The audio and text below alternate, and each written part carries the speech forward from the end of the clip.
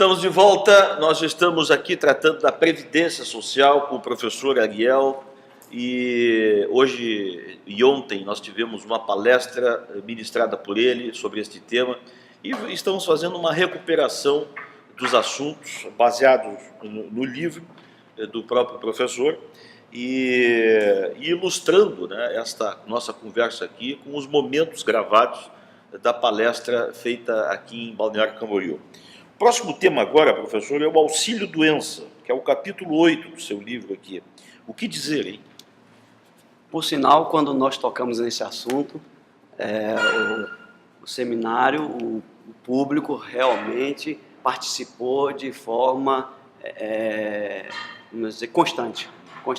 Quase todos, né, Marcelo? Você viu ali que houve um momento ali, quando tocamos nesse assunto do auxílio-doença, a participação, cada um tinha um caso, tinha uma situação, uma realidade, um processo sobre o auxílio-doença. E aqui nesse ponto é importante dizer que não é uma doença do trabalho, né? Perfeito. Por isso é um auxílio. Exatamente.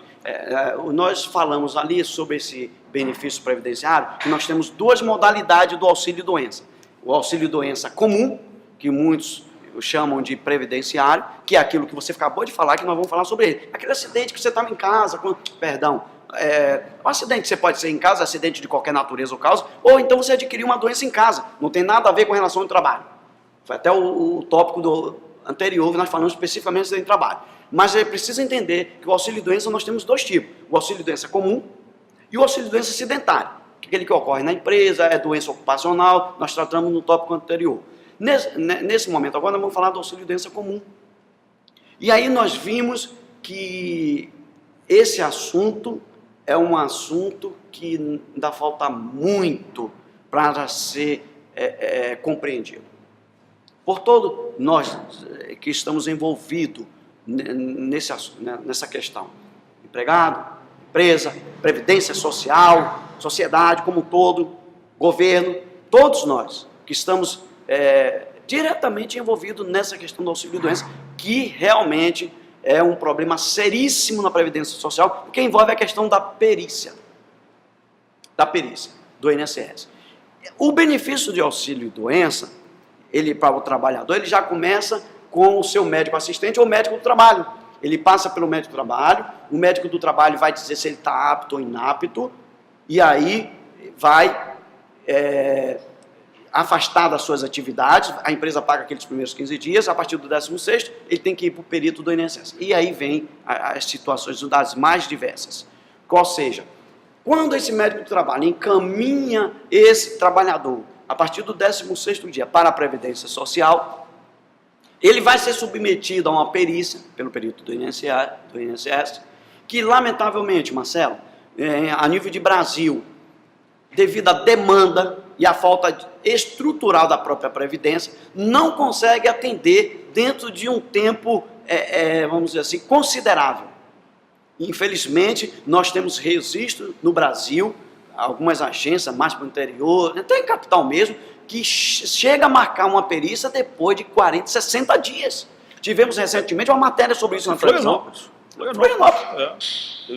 Faz, eu acho que um ano, nós escrevemos no jornal dos metalúrgicos, Metamorfose, sindicato intermunicipal, e mostrando isso, falta de peritos, uma perícia levando 6 meses. 6 meses, passou, e aí algumas providências foram tomadas, e justamente você citou muito bem a Florianópolis. Florianópolis, o Ministério Público Federal entrou com uma ação civil pública. E aí o juiz, ao decidir, entendeu que se a Previdência, o trabalhador procurar a Previdência para uma perícia, e essa perícia não for realizada dentro de 45 dias, que é um prazo até que o artigo da lei previdenciária estabelece, para que seja feito um processo previdenciário, então ele determinou, se não fosse feita essa perícia dentro de 45 dias, a Previdência, a agência do INSS, ia reconhecer automaticamente, ia fazer o atendimento automático daquele benefício previdenciário. Bastaria esse segurado ligar para 135, dizer que está precisando de uma perícia. Se essa perícia não for marcada dentro de 45 dias, ele vai lá para poder fazer, já recebeu o benefício. Vai levar, é claro, o exame médico, seus documentos, tudo mais. Você já deixou para a Previdência. Já deixou, quer dizer, exatamente. E há uma tendência, Marcelo, nesse particular, e aqui no Rio Grande do Sul, numa resolução 202 da Previdência Social, fruto de uma ação civil pública no Ministério Público Federal, sobre essa questão que nós estamos falando aqui, o prazo de perícia, ficou estabelecido o atestado médico eletrônico, que vai ser uma realidade em todo o Brasil mais na frente. Foi uma forma, eu entendo, que a Previdência Social entendeu, como ele não tem número suficiente de perito médico para atender a demanda, então eles vão estabelecer, já está no site da Previdência Social, o atestado eletrônico, só que ele não está em vigor em todo o Brasil, está funcionando aqui no Rio Grande do Sul. Ou seja, ele vai poder, aquele segurado, quando se tratar de benefício de afastamento até 60 dias, ele vai poder utilizar o atestado médico eletrônico. Vai entrar no site, naquele link, tem todo um procedimento, entendeu? Preencher. O médico que o assistiu, também vai haver um link com o Conselho Federal, Conselho Regional de Medicina, para ver se aquele médico ele está regularmente registrado no Conselho. Então, é uma coisa muito bacana, eu acho muito interessante isso, e vamos torcer para que não haja fraude, né, Marcelo? Que essa facilidade, imagine, o médico, de qualquer forma, dá 60 dias, 45 dias, e vai lá só e pega o benefício, isso é complicado. Imagine só, mas já é uma iniciativa. Já é uma tentativa de amenizar isso que é um sofrimento, Marcelo. E o outro aspecto importante, que foi muito discutido aqui, eu estou escrevendo uma matéria, inclusive, sobre isso, sobre a questão do limbo, aquele período em que esse trabalhador foi examinado pelo médico do trabalho, e o médico do trabalho entendeu que ele está inapto para a atividade e ele não vai deixar voltar à atividade. E ele estava certo, o médico do trabalho não pode deixar, porque pode vir outras consequências. E aí, ele encaminha para a Previdência Social, 16º dia. E a Previdência Social, através do seu perito, por qualquer razão, não reconhece a incapacidade. Diz, não, você está capaz, volte para... Percebe? Aquele jogo de empurra. Nós chamamos isso de limbo. Ou seja, por quê? Porque ele fica sem benefício e sem salário. E aí, Marcelo, como é que vai sobreviver esse trabalhador, pai de família? Olha a situação, muito séria. Nós temos muitos processos na Justiça nessa situação. E aí qual é a solução dada normalmente? Bom, a solução é justamente a matéria que eu estou escrevendo, porque o Ministério do Trabalho, a Justiça do Trabalho, entendeu na sua fundamentação, a matéria que eu quero escrever é justamente sobre a fundamentação. Não é em si a decisão.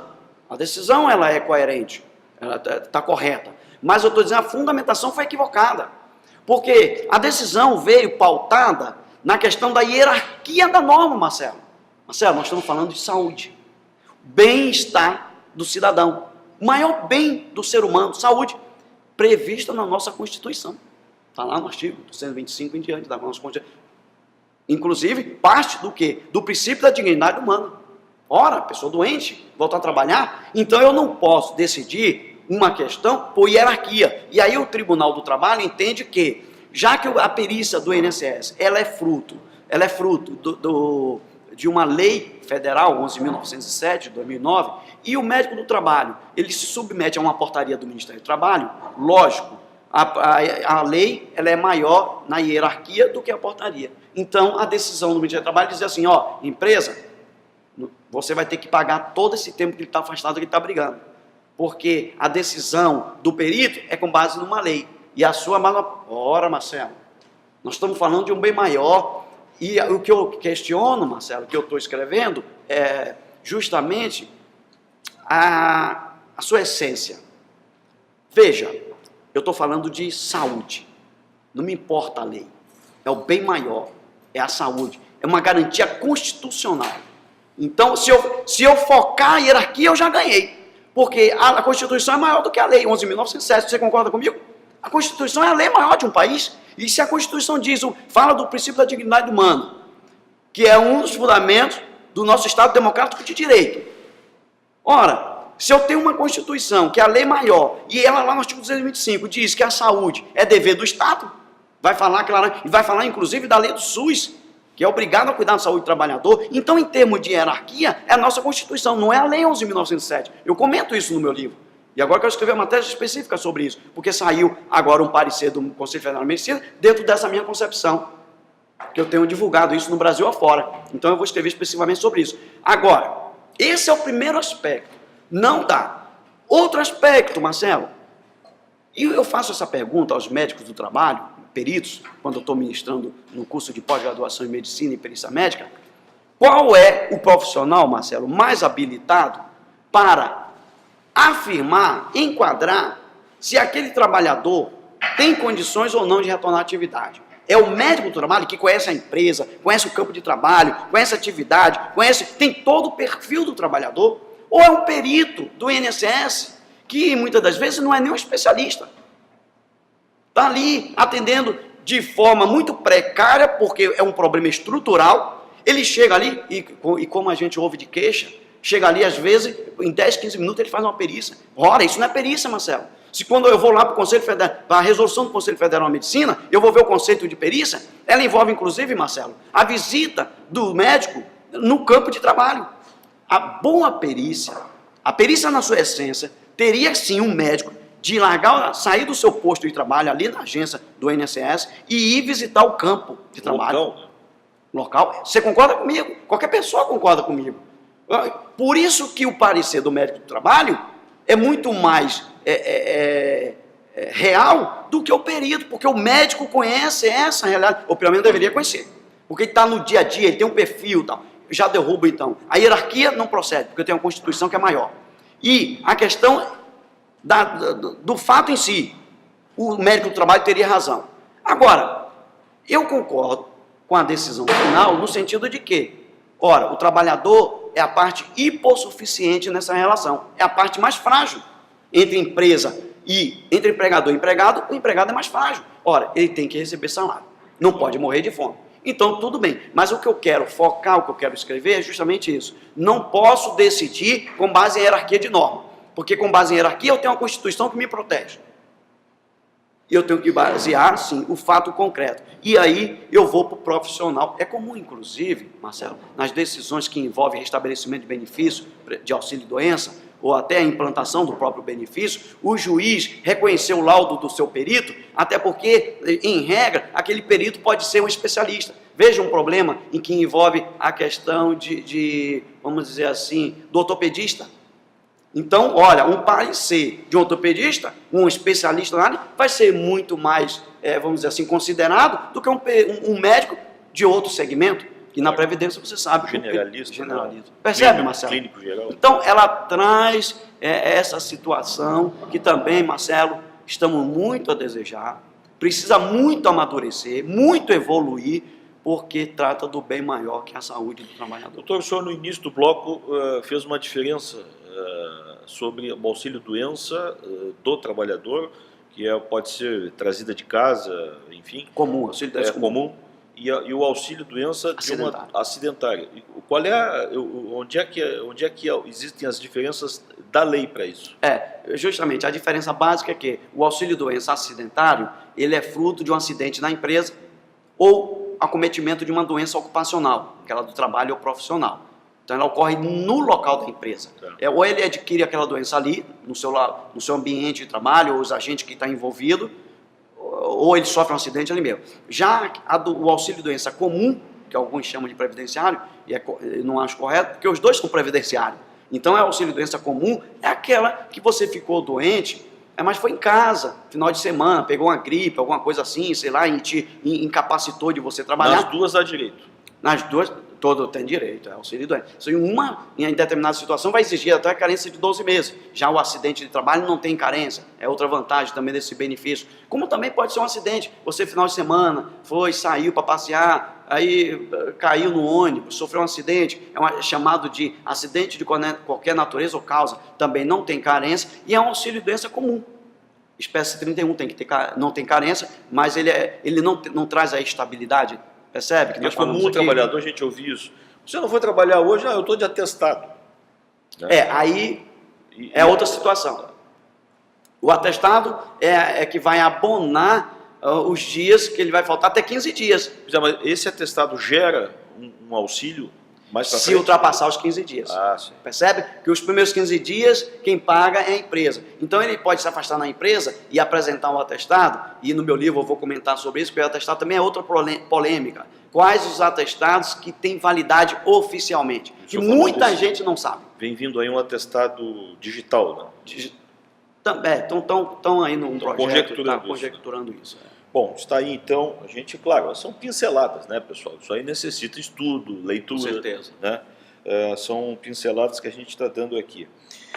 Vamos falar de aposentadoria por invalidez. Este é o nosso próximo tema. Estamos aqui com o professor Ariel Fonseca e tratando da palestra Previdência no Brasil.